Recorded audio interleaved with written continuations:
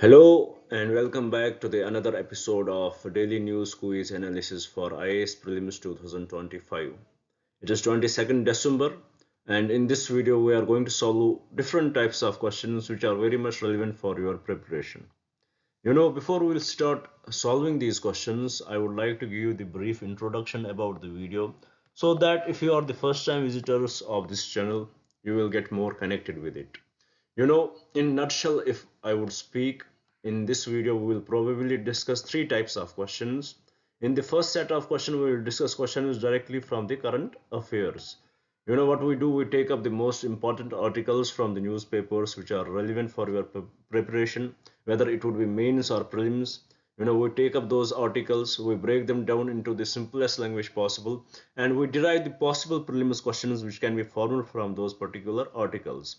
So in this way, it will give you the idea what part of the newspaper you have to read, what you should focus on, and how UPSC can form a question on that particular article. So this is the first set of questions which we discuss here. After discussing the questions related to, we take questions directly from the static part. What we do, we take every day, we try to discuss a static topic here, and we had started with Indian polity. Right now we are discussing DPSPs.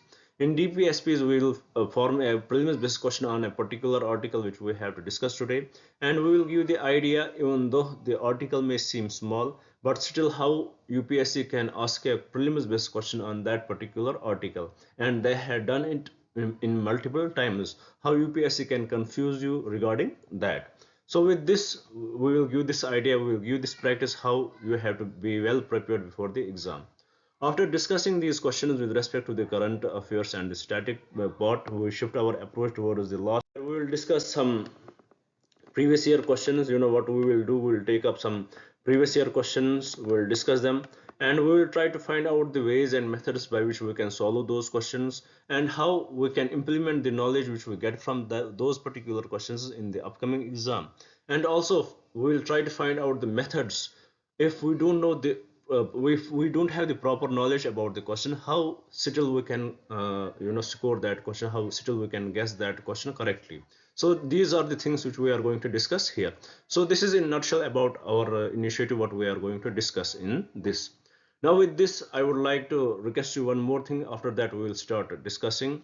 That is, if you are watching this video and you are preparing for your exams, then trust me, one thing you should follow, that is, you should start noting down these questions. They are going to play a vital role in your preparation. You know how it will help you? For example, when it is the month of May, when only few days are left, you would want to, at that time, you would want to revise everything. But the time won't permit you. Time would be very much limited. You would be left with only few days. So you can't revise your current affairs of the year. You can't revise static part. You can't revise the previous year questions. Neither you can much focus. You have to put focus on CSET also. So it gets very difficult at that time to go through these important static parts, to go through the current affairs, to go through the news, to go through the previous year question analysis. Now, if you have these questions with you at that time, if you have developed your own question bank, what you will do, you will just revise these questions. You will go through these questions. These questions would definitely connect you with the current affairs.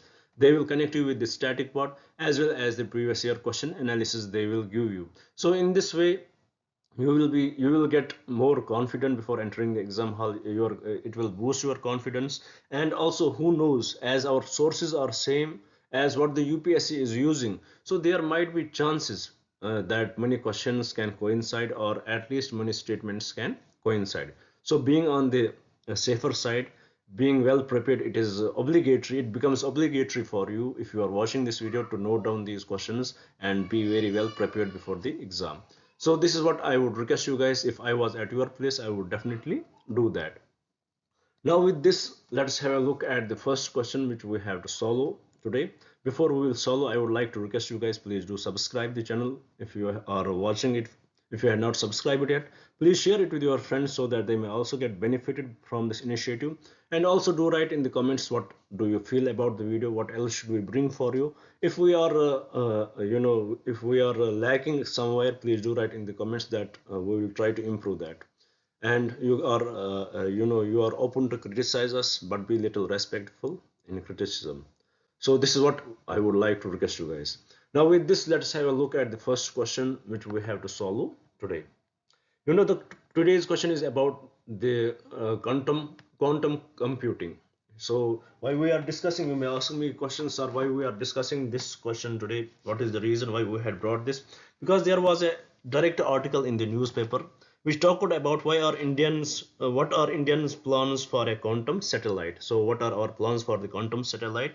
As world is moving right now, earlier we used, if we will try to understand this quantum computing, we will have to understand what this quantum is, what we used to have, what are these bits, what are all that stuff, we have to understand that. So let me give you the brief intro about that, then we will discuss it more properly. About, you would had heard about the bits or binary coding that consists of zeros and ones. It would be in combination of 0 1 0 1 0 1, like that.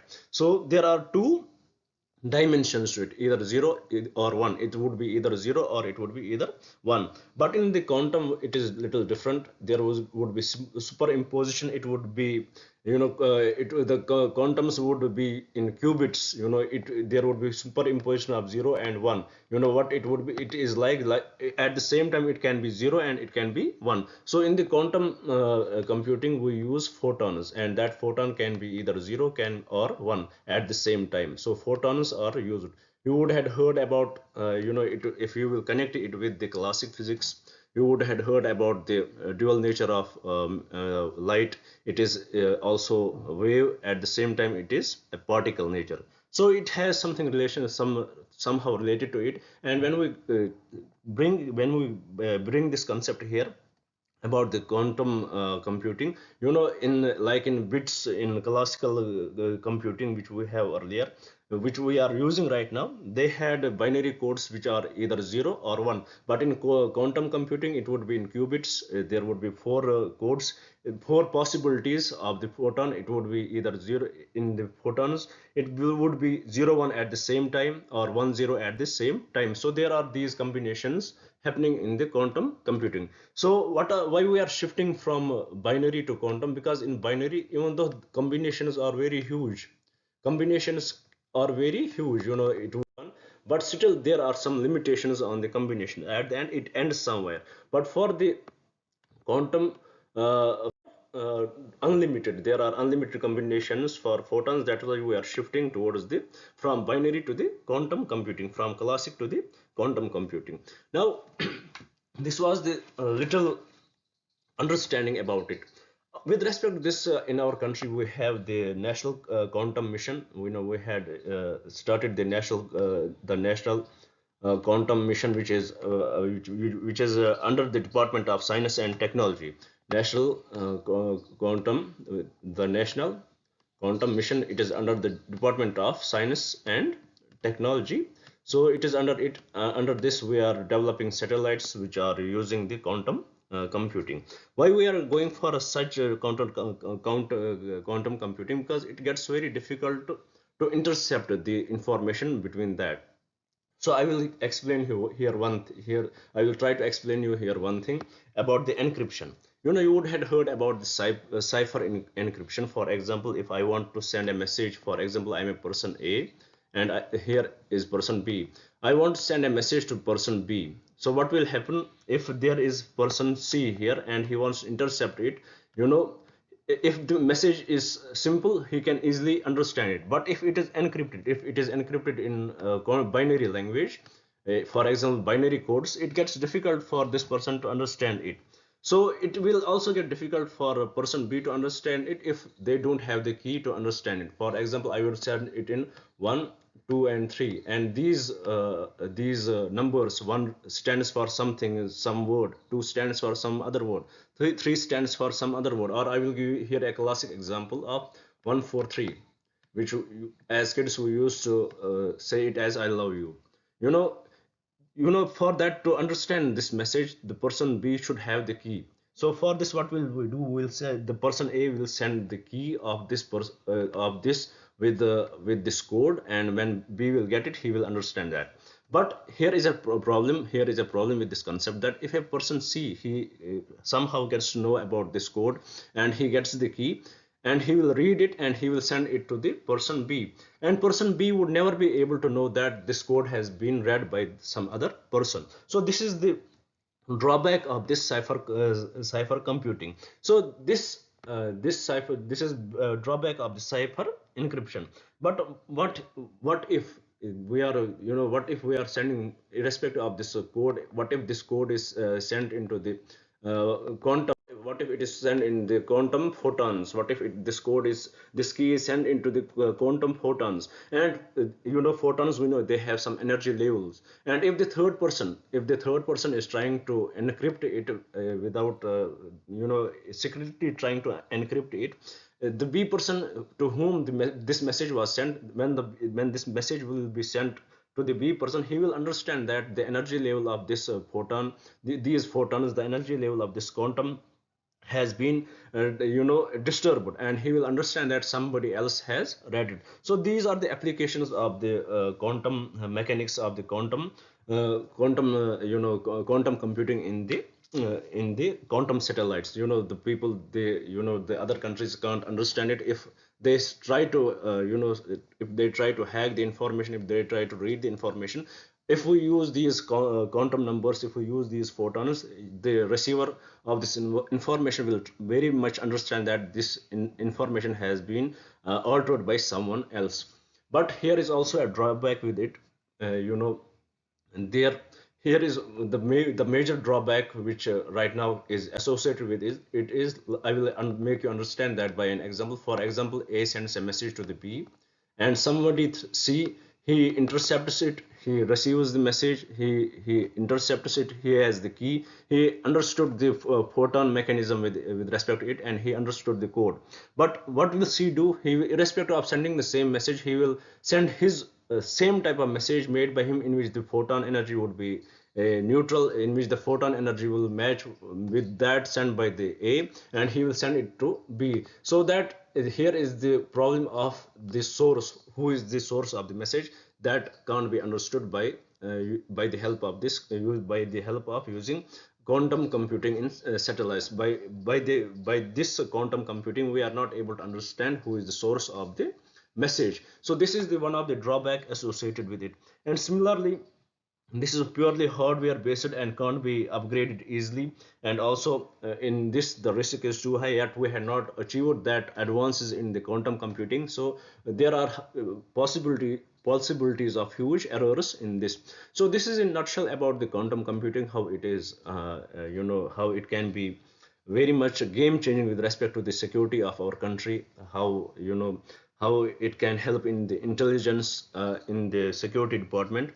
And still, what are the improvements which we can make over it? Still the technology is improving, and after a few years maybe there would be huge change with respect to quantum computing. So by this discussion, I hope you had understood the basic concept of the quantum computing, what it is about. It is always in the qubits. There is the superimposition of states. It can be either one or either one or zero at the same time. It is different from the classical bits where it would be 0 or 1. So in the super in this quantum computing, it would be 0 1 at the same time. So now with this, let's try to understand this question and get more idea about the quantum computing here. Here the first statement says quantum computers are use qubits 100% correct, which can exist in a superimposition of states, unlike classical bits that are either 1 or 0, either 0 or 100% correct. Nothing wrong with this statement.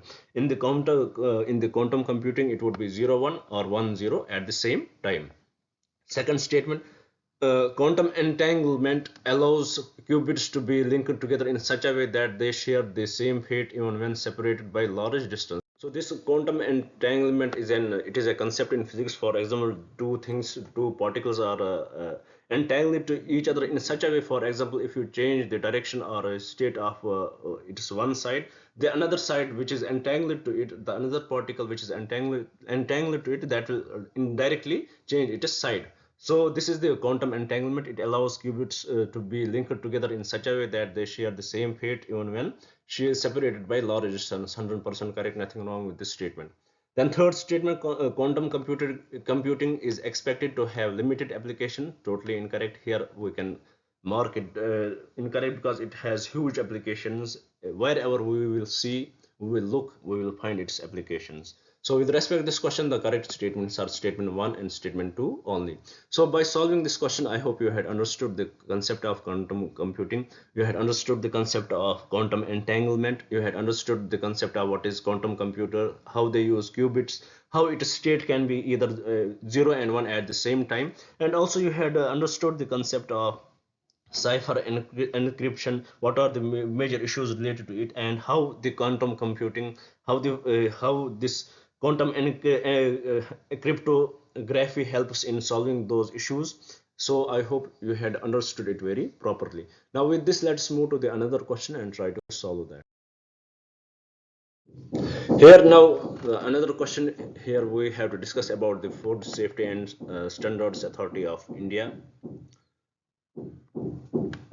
It says consider the following statements. Why we are bringing this topic here, why we are discussing this question here about Food Safety and Standards Authority of India, because there was an research done by different universities, different research centers, especially for example Madras Diabetes Research Foundation, Indian Council of Medical Research, National Institute of Nutrition, and the University of Reading. They had done a research on various packed foods products, in our country, and they had checked them, and they had done the research, and they had found out many standards which were recommended by the Food Safety and Standards Authority of India are not followed by these packed foods. And it was found that what we are consuming right now, it was found that in those packed foods, most of the foods which we consume, the energy we get from it is approximately 75% of the energy which we get from these foods is from carbohydrates, and we know that this much energy from carbohydrates is directly cause for the diabetes type A. So this is the healthcare issue, this is the lifestyle issue, this is the reason for the diabetes type A in our patients. And also the 47% of the foods which we consume, or the energy which we get from them, 47% of that is the energy which we get from them is from fats, which is the leading cause for the obesity. And also it was found that less than 15% is from protein, is the energy which we get from these packed foods. And also, with respect to the Food Safety and Standards Authority of India, it has recommended that every packed food, it should show that this packed food should show that what is the per gram intake of the energy, what is the per gram intake of the carbohydrates on its pack, what is the per gram intake of the carbohydrates, what is the per gram intake of the fats, what is the per gram intake of the energy. It should be very well explained on the packs. And it was found that many food products did not follow it as it is, and many food products were misleading. So with respect to this, I guess this much information is necessary what why we are discussing this question. This much information is needed why we discussed this question, why we are discussing this question. And so with respect, now with this, let's try to solve this question and get more idea about it. Here the question says, with reference to the Food Safety and Standards Authority of India, consider the following statement. First statement: it is a statutory body established under the Ministry of Consumer Affairs, Food and Public Distribution, Government of India. Totally incorrect. It is it is a statutory body, but it is under Ministry of Health and Family Welfare. Ministry of Health and Family Welfare. It is under Ministry of Health and Family Welfare, not under this ministry. So this statement is totally incorrect. Now coming to the another statement, it says the Food Safety and Standards Act 2006 consolidated various previous laws related to food safety and standards in India. 100% correct. Very simple and straightforward statement. Nothing much to be discussed about. Third statement: the Food Safety and Standards Act Food Safety and Standards Authority of India is responsible for setting food articles and regulating their manufacturing, storage, and distribution, sale, and import. 100% correct. This is responsible for setting the science-based standards for food articles. They recommend how much the energy per gram per 100 grams should be. It should be very well mentioned on the packing. And that was found in the news today that they were very much misleading. And even though it was there, but not in the everywhere it was in the everywhere which when we see the food it is mentioned in English, and we know that in our rural areas English is not that well understood by the people. So it is recommended that this packing should be for the regional products it should be very much in their regional language. They should mention it. So with this I hope you had understood the article and also the question here. Now with this let's move to the another question and try to solve that. Here the question is about with reference to the Goods and Service Tax Council, GST Council. Consider the following statements. Why we had brought this question, because there was a review of GST on life and health insurance. There was a meeting of GST Council where they had discussed about the GST on various items. For example, they had increased GST for popcorn from 5% to 12 or 18 and 18. The GST has been increased from 5% to 12 and 18. For fortified rice, for fortified rice it has been reduced. The for fortified rice it has been reduced from 18% 18% to 5%. So for some products it has been reduced and for some products it has been increased. And we also discussed in the previous class that they should increase the GST for the tobacco products from 25% to, as it was discussed that they may increase it from 28% to 35%, but it was recommended that they should increase it from 28% to 40%, which is the peak limit of the GST. So that is a totally different topic.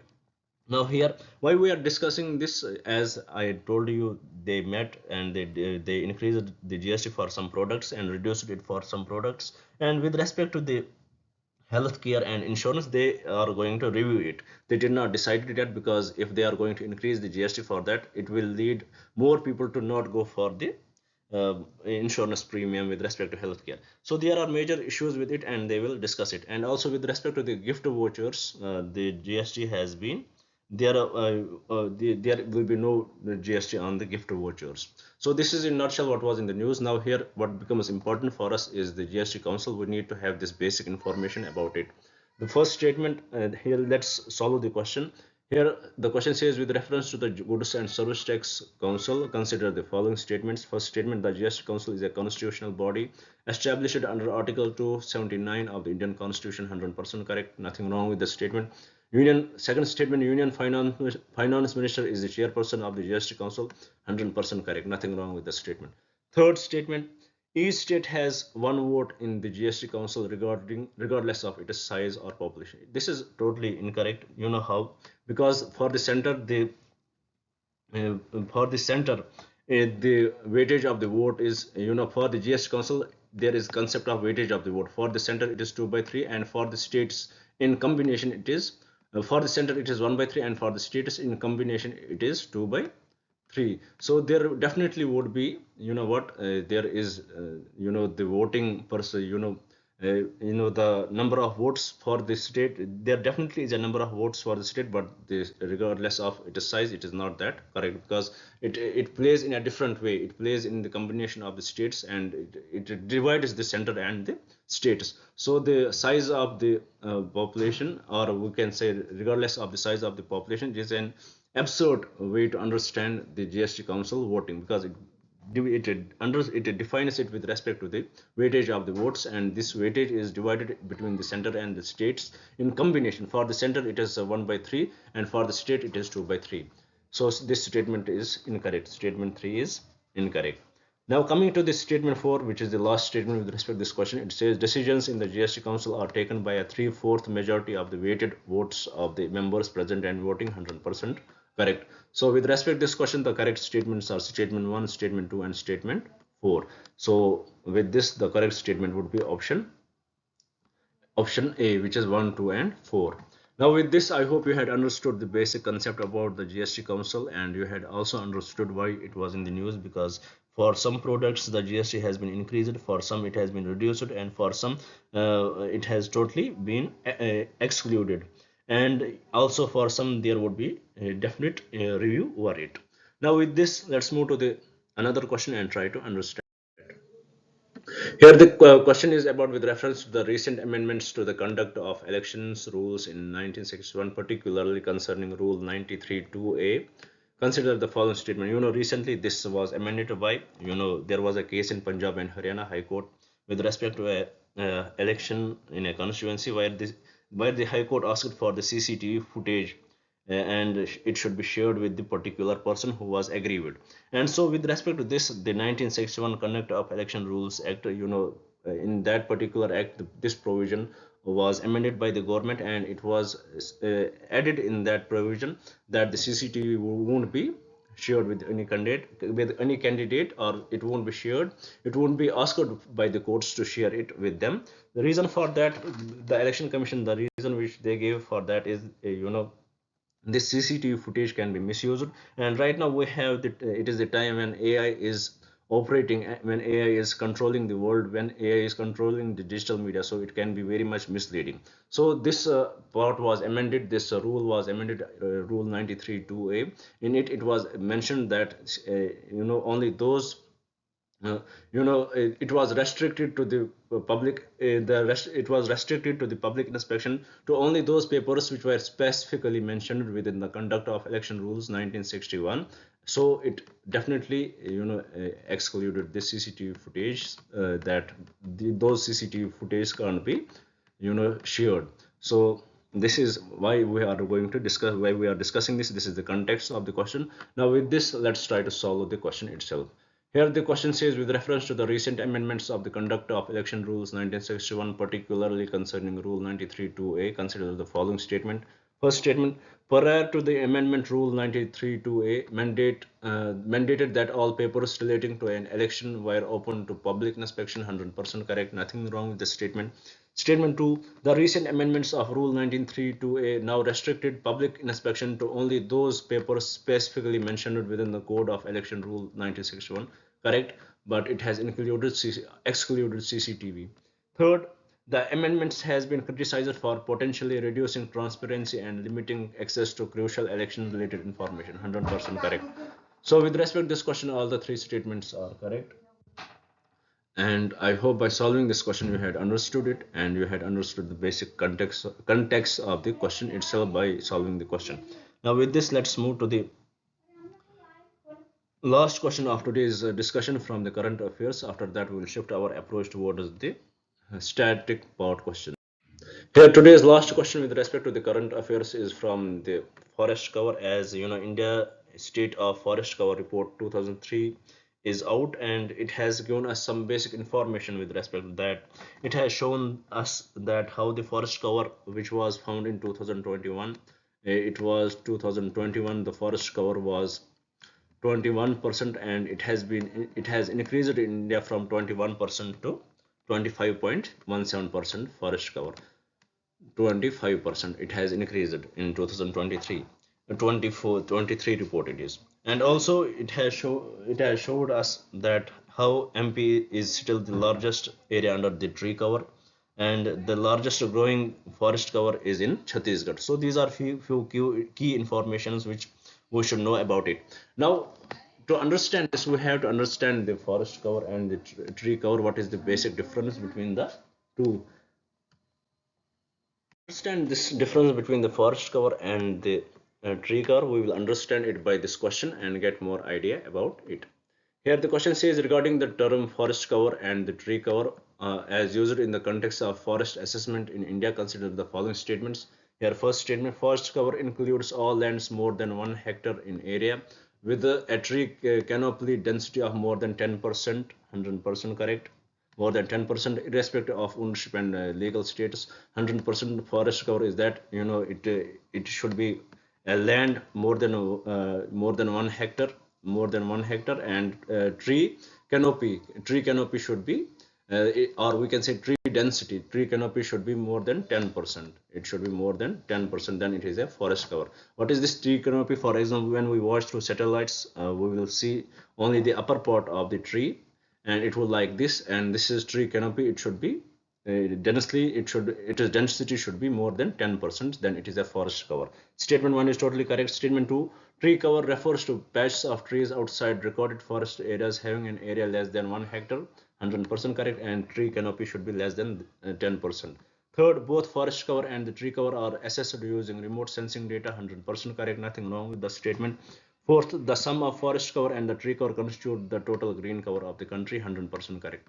So, with respect to this question, all the four statements are correct, and also by solving this question, we had understood the basic difference between forest cover and the tree cover, how it should be above to be a forest cover, the land which is involved here should be more than 1 hectare, and the tree canopy should be more, tree canopy density should be more than 10%, and to be to for this to be a tree cover, it should be less than 1 hectare, and tree canopy density should be less than 10%. So this is the major criteria to be the forest cover and the tree cover. And why we discussed this, because the India State of Forest Report has came out. India State of Forest Report 2023 came out, and in this we found out how the forest cover has increased from 21% to 25%.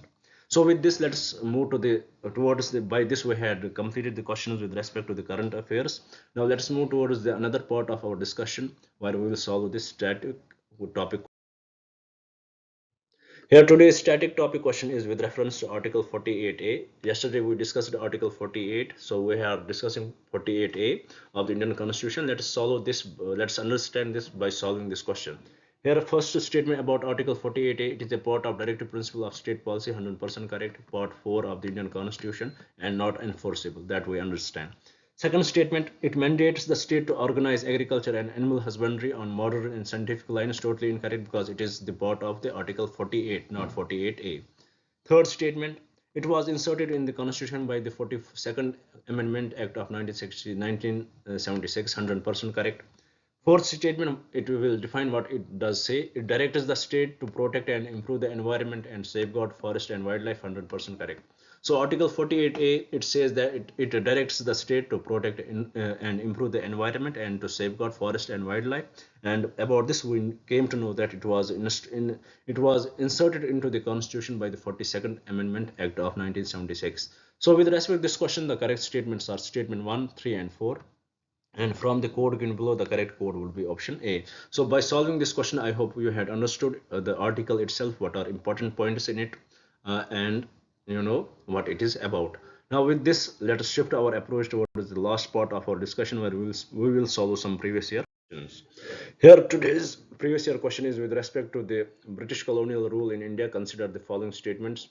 As it says, first statement, Mahatma Gandhi was instrumental in abolition of the system of indentured labor, 100% correct, nothing wrong with the statement. Second statement, the Lord Chelmsford's War Conference. In the Lord Chelmsford's War Conference, Mahatma Gandhi did not support the resolution on recruiting Indians for World War One. Totally incorrect, because Mahatma Gandhi did support the recruitment of Indians in the World War One in this conference. So this statement, second statement, is incorrect.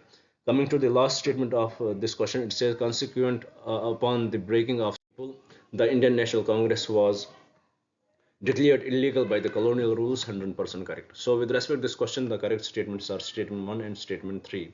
So with this, we complete today's discussion. I hope you had understood everything what we discussed here. If any confusion left, please do write in the comments. We will try to clear that. So with this, I would like to say goodbye to you guys. Have a good luck, study well, and best of luck for your life, whatever you are trying to achieve. Thank you for staying with me. Thank you very much. Have a nice year.